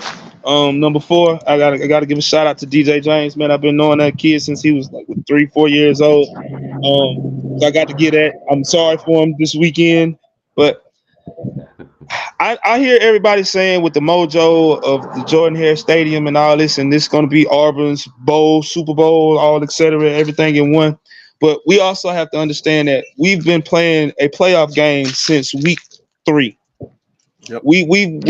We've been playing, and this is basically a quarterfinal game. Next week will be a similar. It's just in my mind frame. So with us still having that mind frame of this is playoff football, we're gonna take care of business. We need style points. We really need style points because with rivalry weekend, everything is elevated more. And plus with the teams that's ahead of us, like Oregon yesterday, they style pointed the crap out of Arizona State. We need the same type of game. Like, hey man, we're gonna beat these folks, and Jaden's gonna sit down in the third quarter. He needs to sit down when it's 45-0, something like that. But we gotta really, I don't care who in the game. We have to keep the foot on that gas, and get out of there healthy also. Yep. I need the defense to go ahead and tighten up and click a little bit more. Look here. Hold Auburn to about 10 points. If they can hold them to 10 points and then just get real nasty on offense, that's going to be all the style points you need. I'm looking for a score about 45-10, 45-13 at the most. Is that what you think? 45-13? And I'm being fair. That's a fair number. Okay, what do you think, man? I want 50. Realistically, you heard me at the beginning of the show. I expect us to win by 50. So they can do what it. I want from us, because just like Coach Dude said, style points help. If we go out and we look like the most dominant thing you've ever seen, that's going to be in the playoff committee's minds. They're going to be like, how can we deny this team that just went out there and hung that many points on an SEC team? So, we control our own destiny. If we go out and we look unbeatable, we look like world beaters, that only helps us going forward. So they need to go out just like they did against Chattanooga, turn it up early, make the game over with. Yeah, just turn it up. Turn it up before halftime. And then we see our depth in the second half. That's really what needs to happen. And I think it can happen. And I think this is the team to do it because, like I said, they've bought in. Okay. Hey, I got a question. Sure. With Auburn, you know how they fired Brian Harsin last year. They just was like, oh man, it wasn't gonna work out. It wasn't gonna work out. So you hire Hugh Freeze. And I'm seeing the same deficiencies that Brian Harsin had going on. I'm seeing the exact same. Yeah. So they spent a lot of money to fire one guy and hire another guy who was another guy. His claim to fame is beating Alabama back to back, but he hasn't won shit since then. Mm-hmm. And what really caught my attention yesterday was this man played that team. It wasn't like he never coached against that team before. Hugh Freeze coached against New Mexico State in that same dang on program, the same quarterback and everything last year at Liberty. And that same quarterback beat the dog breaks out of him at Liberty last year. Yep. And it's the same thing this year. So I want Auburn to keep that man. Y'all wanted that? Keep that crap because it's going to help us out more and more and more and more and more. I don't care what everybody's saying. Well, Perry Thompson decommitted and he committed over. That's fine. That's fine. As long as Ryan Williams don't decommit, I'm good with this. You know what I'm saying? But that's just my thing. Do y'all feel like Auburn jumped the gun when they fired Coach Harsin and hired Coach Freeze? Yep. I don't think Harsin got a fair shake. Is he a good coach? I don't know. They didn't give him enough time to find out. The Hugh Freeze hire to me was just a mirror of what Texas A&M did with Jimbo. They took a guy that had a little bit of success for a small amount of time and then left that team in a dumpster fire, threw money at him, and brought him in. And both guys with a lot of talent have never been able to do it. Jimbo looked up and got one in 2013. So he's proved more than Hugh Freeze had.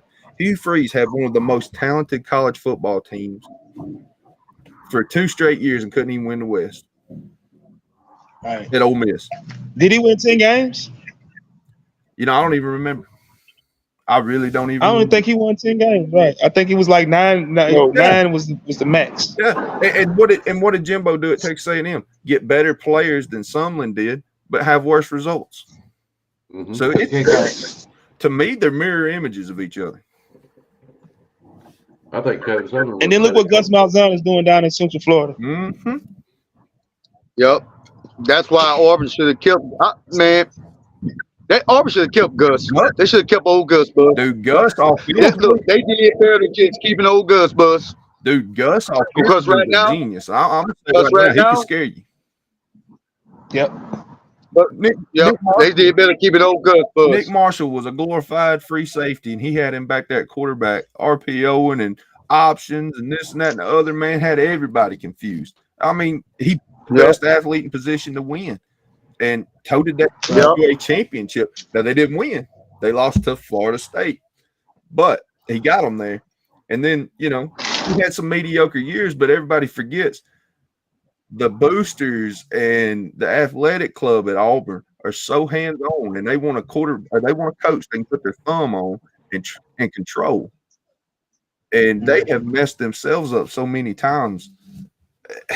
Auburn's a deep conversation. It goes further than just the head coach, man.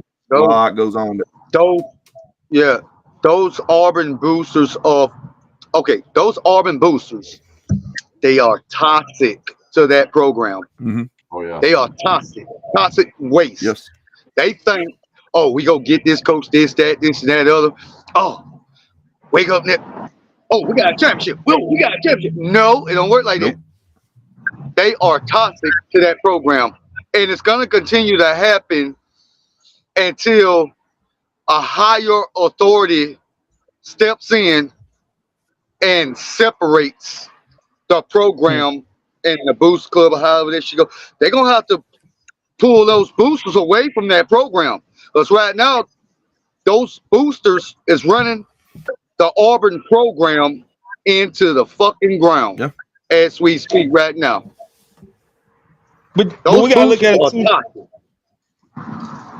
We gotta look at it too like this. They're in a tough spot. Auburn is in a real tough spot because you got Alabama to the west, Georgia to the east, and those two programs have risen to the level of excellence that, you know what I'm saying, it's hard for anybody else to see. And then, you know, below them they got Florida, even though the Gators is the Gators now, but they're still historically the Gators. Mm-hmm. So they're in a spot where it's like, dang, what do you do? And I agree. The boosters, they're trying their best to win by any means necessary. And but like I said, it's just hard because you're stuck in the middle of Georgia and Alabama.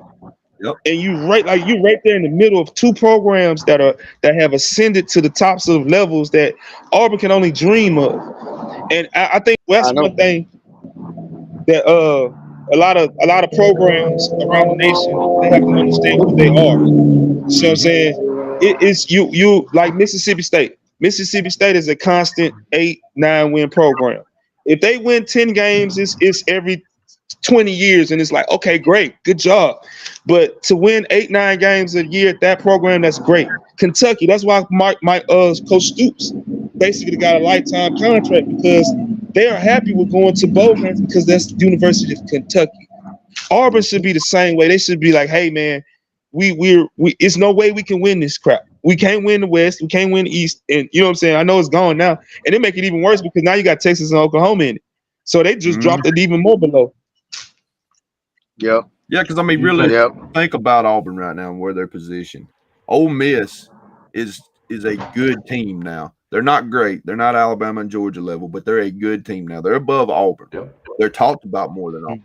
Talent-wise, they're better than Auburn. LSU has dipped off some in the last few years, and they're still above Auburn.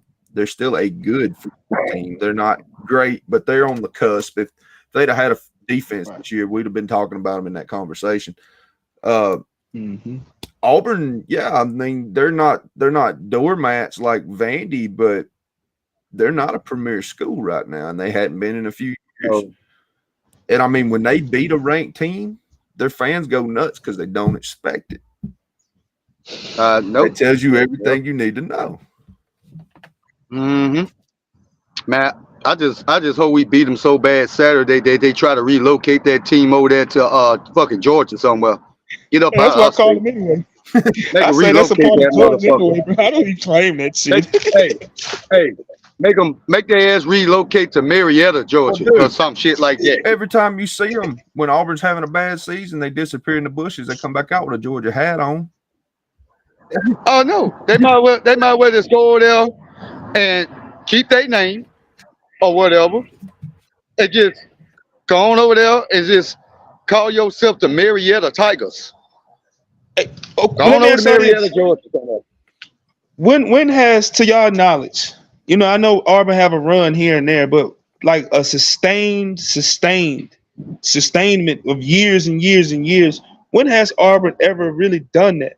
And I know people bring up though, well, they beat Alabama 5 years in a row. Alabama was sorry. We was suck. We was trash then. Yeah. But even when they were beating us, they still wasn't going to no national championship games and shit like that. You know what I'm saying? They had that one good year with Jason Campbell and all them, but they don't have sustained success like that. and their Florida fan was base probably the just greatest act like they always. sustained like Hey, great. hey, I know you forget about that year they went and they had who was that quarterback at the time with that running back Mason and all that Nick Marshall? Sure. Yeah, What's it? yeah, Yep. 12.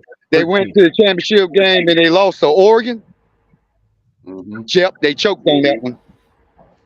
Yep. What did Oh they yeah, do they the choked on following that year? one. What did they do Not the a following goddamn year? thing. Nothing. Not a Right, and what they goddamn do, thing. and what they do the year before after that? Not a See goddamn what I'm saying? thing. They don't have at least okay with Alabama when Coach Saban came in that first year we was down. That second year we did great and he kept the program up. It wasn't no fall down to where we look at 10 wins. We wake up winning 10 wins. We like, hey, we're gonna win 10. Yep. And we when it comes to the SEC championship and the playoffs and stuff like that, we have to battle for that. But 10 wins, we're gonna wake up and win 10 wins at the University of Alabama. There's Yep. no too many programs that can say the same thing. And with the keeping up with the Joneses and Auburn, they looking at Bama constant 10 win. Now you got Coach Smart over here with Georgia, and they're not fluking no more. They are winning games now. So like I said, they're winning games. stuck and They winning they're games. stuck in neutral. Yep, they win the games, but I don't even call them the SEC East champs. I call them the Cupcake East champs. So you're Coach Dude, They're hey, the Blake, Cupcake East champs as we speak. let me ask you As we speak right now, Georgia is the Cupcake East champs. if They ate all them cupcakes all goddamn year. Now they're gonna have to play a real damn team. if we go 9 Wait and till, 3, wait till we get past Auburn. Wait, I just want us to blow Auburn ass off. Wait till we get past Auburn, and then we're gonna really study their ass. We got Nick Saban, Tom Reese, Kevin Steele. They got something for their ass. They over already. there talking about we the new standard, we the new dynasty, you this that. We got No, you're it not. already. It's No, you're not. It's all in the plans. You ain't I gonna see a already lot know. of it in Auburn, but you will I in know. Georgia. I know. And I want to see the look on David Pollock's face. Remember that? Remember last season where he said at the table when Nick Saban was sitting right by him, talking about Georgia, the new standard of college football, talking hot boy shit at the table. Okay, I'm waiting on this man to eat that crow. Oh yeah, somebody gonna have He gonna eat. somebody He gonna eat that crow. that neck for me. I'm waiting on my Crimson Tide to go over there and stomp they ass good. Don't let up. Show them we ain't done yet. We still the standard. Teach your ass a fucking lesson. You been eating cupcakes all year. Y'all are the Cupcake East champ. Blake, Spencer wants to know from you, are you saying Georgia will win in a bake-off? Hey, they already did that. Cupcake East champ. They had all kind of cupcakes, all different flavors. Do they need an easy They had all bake kind of oven? Is goddamn that what they cupcakes. need? Huh? Do they need an easy bake oven right now? Shit. You know what an easy bake Right oven now, is? That might be for I know what the easy bake You oven. got the right age. But I know what the easy bake oven is, and that's basically what they've been probably been cooking with. Yeah, easy bake oven. Easy. Everything easy. Till now. Wait. But see, this look, is where I just need Alabama. this is where I Dominic disagree said, with people. and concentrate. This is where I did right here. I do consider Georgia the standard right now. And the reason why I consider them the standard right now because they on what a 28, 29 game winning streak, back-to-back champs. See what I'm saying?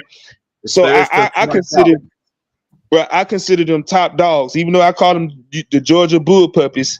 Until somebody beat them. I don't care who it is. Hopefully, with how football is going, when the gods is blessing us right now, we will beat them. But I just, like I said, I just think the standard. And then when it comes to the scheduling, I mean, if you out there struggling against cupcakes like how we struggled against South Florida, I don't care for whatever the reasons was. It doesn't matter whatever the reasons was. We struggled against the cupcake. Yep. If you go out there and you handle that cupcake and you go ahead and eat it and you go ahead and grab 5 more and you eat them 5 more and then you go to the store and grab you some more and you eat them cupcakes, you take out the trash, that's what you're supposed to do. Yep. See what I'm saying? So I that's why in my opinion, I'd be like, I don't know, you know what I'm saying? Because the head coach he don't schedule, you know, like Coach Saban. I don't think Coach Saban would want to play Chattanooga. See what I'm saying? I don't think they would have wanted to play Utah State last year. I think he would have wanted to play the best of the best. You see what I'm saying? So that's just me. But long as they handling if they get out there with them cupcakes and struggle win, then you're like, yeah. But long as you beating them cupcakes and you beating up on them, you're doing what you're supposed to do. I got something to say to Tom Reed. I like Tom Reed. Georgia's tied with Bama with 28 straight. That's not much of a bragging point when you got an easy schedule like you've had. Okay, that's like saying Bo Nix is the greatest quarterback that's ever lived because he's had more start games than anybody else. Hell, he's been playing for 10 years. I mean, come on. That is bullshit. Hey, Coach Dude, I agree with that. But and I love Tom Reed. Look. They still the Cupcake East champs. And then a couple of them cupcakes they had this year, they almost choked on a couple of them. That's true. That's true. I agree with you on that one.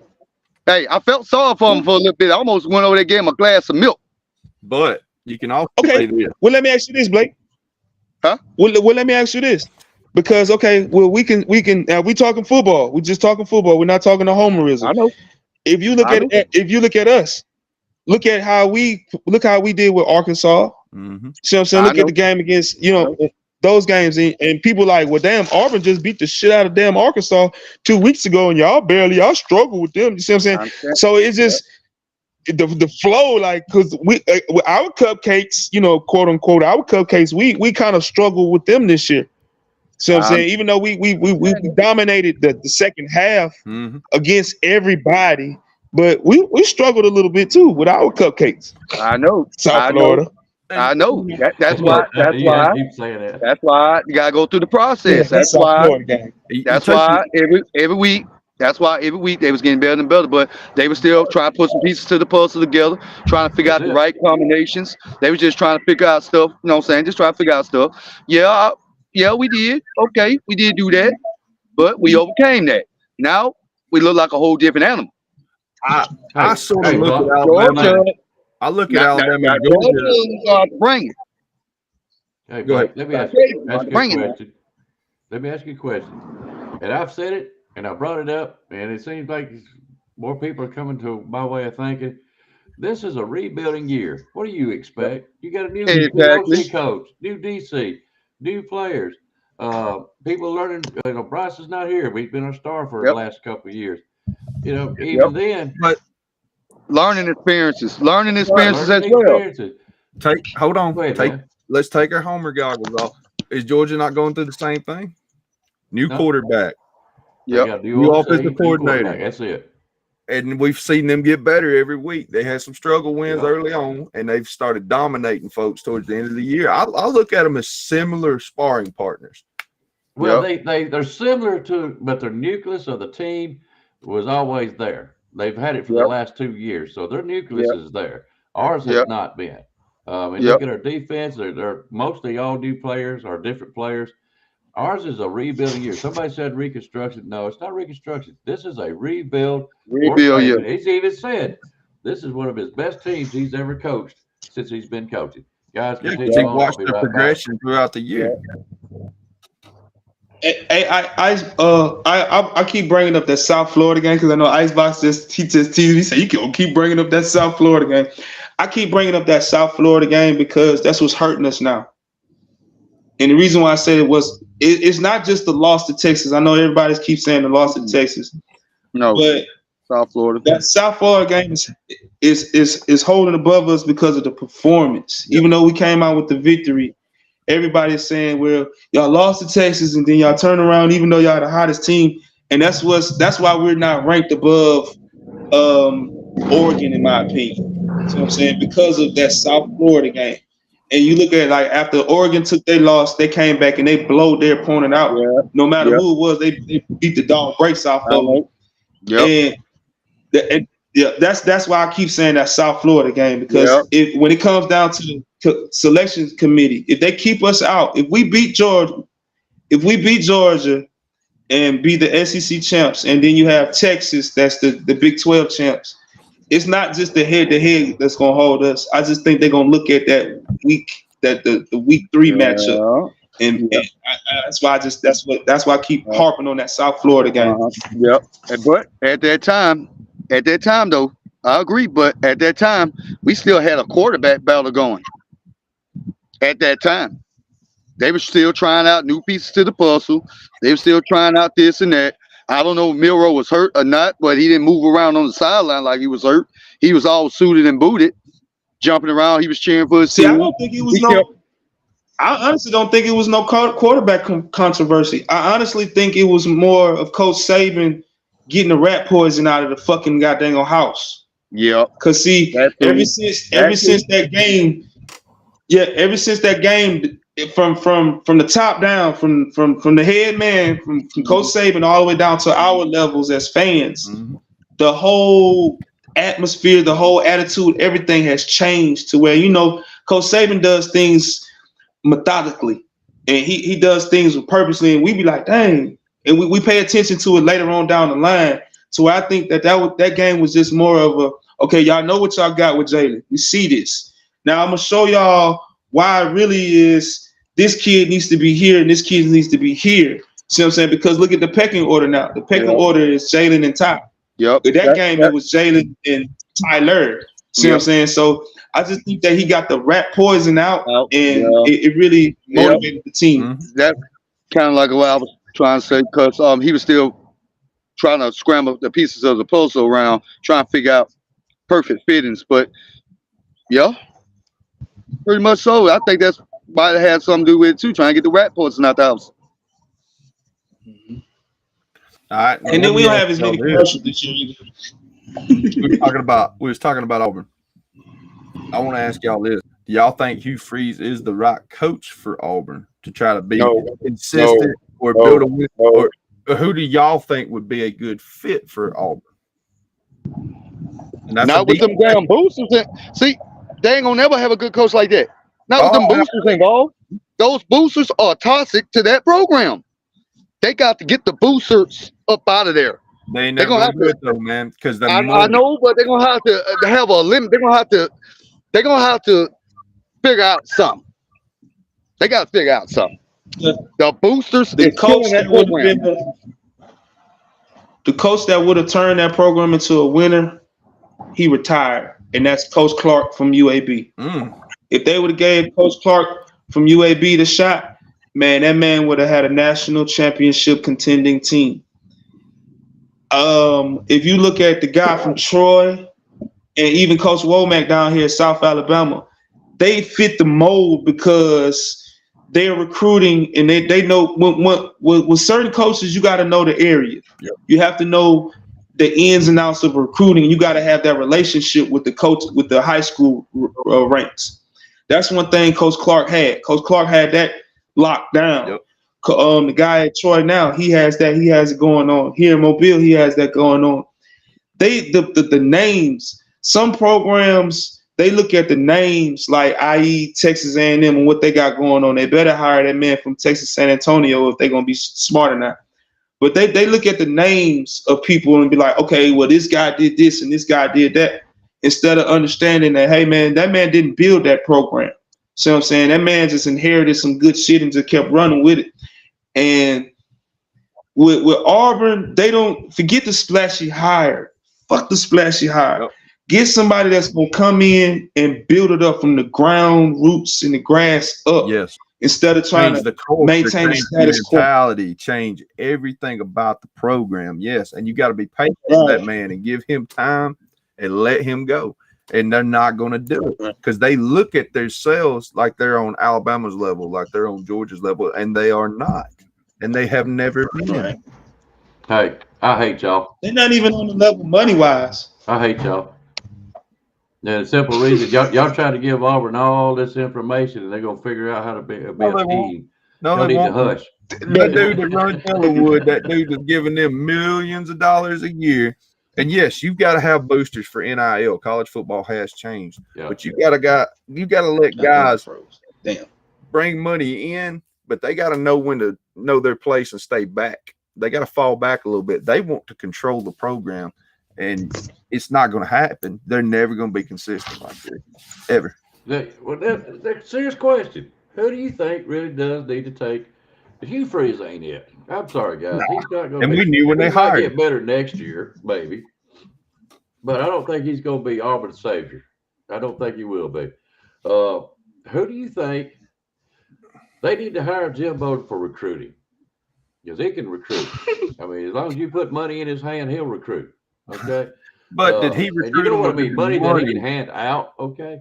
And Yeah. Auburn's been known to do so. But to really build a program like Saban has done, or even close like Kirby Smart has done, you go. Or who is the other coach, I should say, that is actually equipped brain-wise to coach this Auburn team? Or to The build guy a from program Louisville? up. The guy from Louisville? Yeah. That is What not a about- bad choice, Coach Dude. Let me ask you this, Coach Dude. They've got a guy that a lot of people kind of wanted to get it, Cadillac. He's bought into the program. The fans love him. He loves that university. Do you think a guy like that could slowly build it and make it consistent, or does his lack of running a program hurt them long term? I'm gonna tell you like this. Honestly, if I was the AD, I would have gave Cadillac the job. And the reason why I would have gave Cadillac the job is because he is Mr. Alabama. Yeah. See what I'm saying? You know, as in high school football, he's a legend here in Alabama. And he's still young enough, and his name still rings out with Auburn to where that fan base would have gravitated towards him. Then with Auburn, with the boosters, you know, and how they spend monies, hey man, go ahead and get that man a good ass offensive coordinator. Go ahead and get him a good defensive coordinator, and just let him be the CEO. It would have been shaky this year, but starting next year and above, they would have been dangerous as hell. Yes. But they just, like I said, his experience killed him off. But look how the team gravitated towards him during the interim. If they would have beat Alabama last year, he would have had a job. That's a fair point. Coach Dude, let me ask you a question, both of y'all. Do you think, in your mind, that the coach for Louisville, and he's done a wonderful job this year, would he not stand out as a candidate for Alabama if Saban was to retire? Yes. I think you would have to consider him, sure. Most definitely. Because I'm like Coach Dude. I'm looking at guys that's running smaller programs and having consistent good seasons. Yeah. I'm not looking at the flash in the pan guy that won a championship over here and then dropped off. I don't care about all that. Consistency is everything. I mean, he's running his own program. He's doing a great job. I ain't saying he's got the best team, but I think, look what James Franklin. Well, I ain't gonna say James Franklin no more. We know what he's done at Penn State, but he's still a good coach. But I think the coach at Louisville is a fine coach, and with the players that we could get, I think he could. What everybody says, would you hate to be the next coach after Saban? I think that man could take it on with the right mentality to keep us up there. That's what I'm getting. Wait a minute. And Spencer says no, hell no. Yeah, Spencer's got to hurry up and type in the chat who he wants, because I'm curious now, because he was aggressive with no. I think it's good. But see, like I said, man, with certain programs, this is me. If you can constantly win at a lower level with the recruits that you get, and we're talking like the X's and O's at standpoint. If you can constantly win, constantly go to bowl games, why you couldn't do it with better recruiting and better monies behind you? See what I'm saying? Look at Florida State right now. Look at what they got going on. That guy come from a smaller program, and they put the monies behind him and they put the faith in behind him, and shit, they undefeated right now. You know, I know they was a senior experienced lady team, but at the same time, the man still had to coach them up. See what I'm saying? So that's just me. I'm when guys come up through the ranks the right way, I applaud that, and I'll be like, hey man, give them a shot. See what I'm saying? I don't care, where you come from. You could have been coaching at Tarleton State, and if you won 15 games, 15 seasons in a row, at Tarleton State, then you might be good. Look at Kansas. Look at the guy at Kansas right now. That man was at North Dakota State or some shit like that. And he was constantly winning and constantly winning. He finally got a job to elevate himself up and go to Kansas of all spots. And to prove, hey, I'm a coach. I can coach these kids up. And Kansas for the last 2 years has been a top 25 program. Yep. All right, let's go with this route. How long do you think Coach Saban is going to be there? How much longer? I don't know. I don't know. I don't think Well. anybody knows until he knows. And I don't think it'll be a thing he plans for. I think it'll just be something that hits him. He'll wake up consistently a couple days in a row and just kind of feel like, I think I'm done. Because he's still got too much fire in him right now for him to be on. He's still got competition. Like he don't look tired to me like Bobby Bowden looked tired, like Joe Paterno looked tired, like the game had passed him by. He's not there yet. And I see what you're saying, Spencer. Like, it's not time to worry about it. But that's what we do here, man. We're just chopping it up. We're just pure speculation. We're just having a conversation. But I really don't know. I really don't know when. Miss Terry. Yeah, you're right. All right, that's all. That's the answer right there. Whenever Miss Terry, whenever she say, "Daddy, sit your ass down," or if Miss Terry becomes ill in some type of way, that's going to be it. Long as Miss Terry out there dancing and having fun with the players and doing all this and doing all that, that's their youth. You know how you get the elderly people once they get to a certain age in life. And I'm not saying Nick is elderly. I'm not saying that because he probably got more energy than that remark. But once you get up in the stage of life, past your 65, 66, 67 age, you find something that keeps your youth going. You keeps rejuvenation and motivation. This is their fountain of youth. You look at Miss Terry this year, man. I haven't seen Miss Terry have this much fun in so long. Yep. And she's the reason why we got her. Like, a lot of people don't understand that. She is the reason why we have Coach Saban in Tuscaloosa, because she didn't like the NFL. She didn't like the big city life. It wasn't just him, it's her also. And when once mama say, hey, and if you really love mama, then mama say, hey, you gonna move a little bit. So mama said move, and coach moved, and look, we've been blessed. Oh yeah. Hey. Look what he's done. But we were talking about guys that are building programs consistently, like Willie Fritz. I couldn't believe nobody had went out and tried to pull him to a bigger university yet. And it may happen this year, I don't know. But look at what he's done at Tulane. He's made them a talking point several years in a row now. And he was a head coach at Georgia Southern? Georgia Southern, all right. Yep. He had a heck of a go there. Sam Houston State. He's been head coaches and slowly built his way up. And I think that's the old school kind of right way to do it. Not too much success too soon. Didn't jump out in too deep of water, but has built consistent programs all the way up. And I think that'll be a guy for years to come that we'll look at and say, hey, he's a great coach. And Coach Fritz, he's not even getting the quote unquote transfer portal guys down in Tulane. He's building that. It's all from the ground, grassroots up. You know what I'm saying? So I agree with you. He's one of the coaches but it just all depends on when Black Monday come out and these coaches get fired after the season. Well, next Monday. We'll find out next Monday what's going on. Because, like I said, that guy from UTSA, he's the perfect candidate in my eyes for that Texas A&M, and that scares me. That literally that scares me.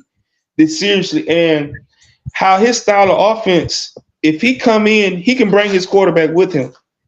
See what I'm saying?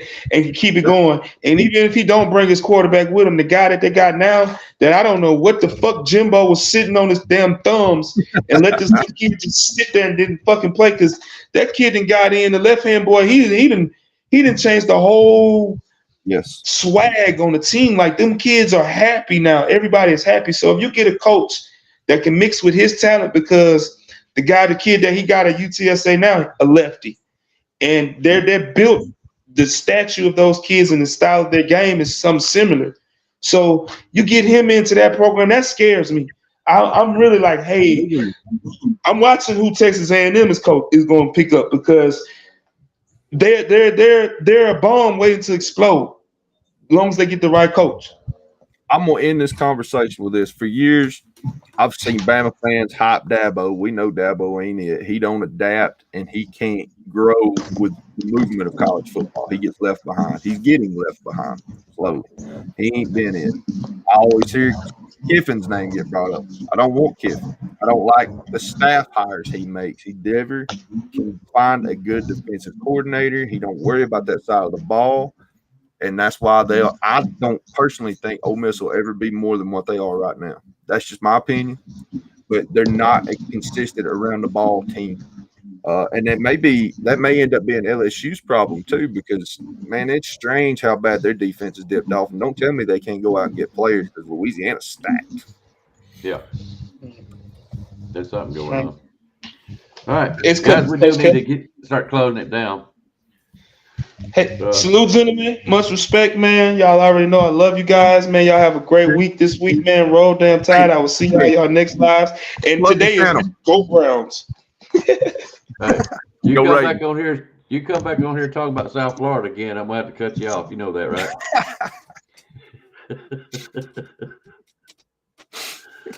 He makes his own door. He don't wait for nobody to open it. He don't wait for me to hit that button, dadgummit. No.